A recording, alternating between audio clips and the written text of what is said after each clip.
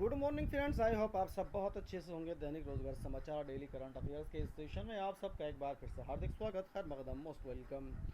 दोस्तों, यूपीएचईएससी की विज्ञापन संख्या 51 को लेकर के अब यूपीएचईएससी सुप्रीम कोर्ट जाने की तैयारी कर रहा है।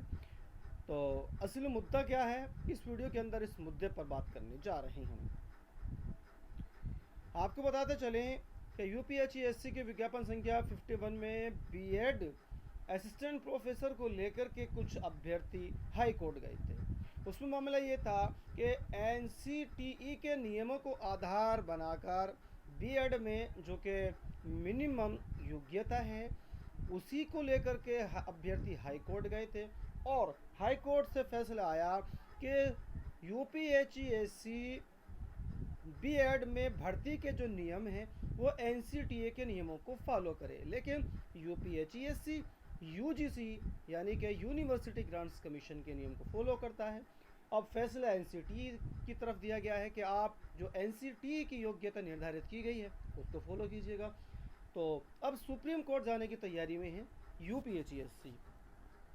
प्रदेश के सहायता प्राप्त महाविद्यालयों में विज्ञापन संख्या 51 के तहत बीएड विषय में असिस्टेंट प्रोफेसर भर्ती की अर्हता का विवाद सुप्रीम कोर्ट जाएगा। जी हाँ, असिस्टेंट प्रोफेसर बीएड के 93 पदों पर भर्ती की अर्हता को लेकर कुछ अभ्यर्थियों ने हाई कोर्ट में याचिका दायर की थी। पिछले दिनों हाई कोर्ट ने आदेश दिया था कि राष्ट्रीय अध्यापक शिक्षा परिषद एनसीटीई की निर्धारित योग्यता के आधार पर भर्ती की जाए। पूर्व में लिए गए आवेदन रद्द करते हुए अभ्यर्थियों की फीस वापस हो और नए सिरे से आवेदन लिए जाएं। उत्तर प्रदेश उच्चतर शिक्षा सेवा आयोग ने हाईकोर्ट के आदेश के खिलाफ सुप्रीम कोर्ट में अपील करने का निर्णय लिया है। उत्तर प्रदेश उच्चतर शिक्षा सेवा आयोग सूत्रों की माने तो यह भर्ती विश्वविद्यालय अनुदान आयोग से निर्धारित मानकों पर हो रही है।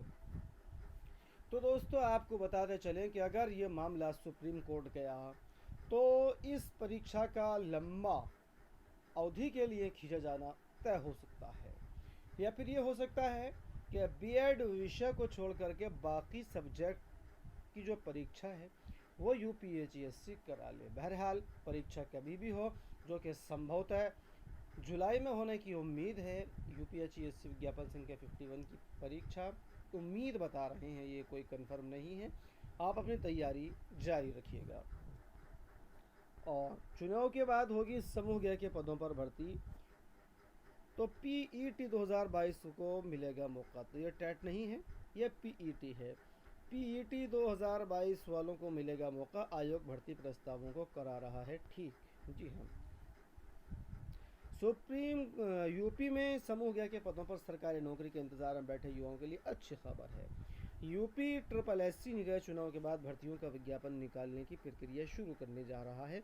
सबसे पहले कनिष्ठ सहायक के पदों पर भर्ती के लिए आवेदन लिए जाएंगे। इसके लिए आयोग को अभी तक विभिन्न विभागों में 4500 से अधिक पदों पर भर्ती का प्रस्ताव मिल चुका है।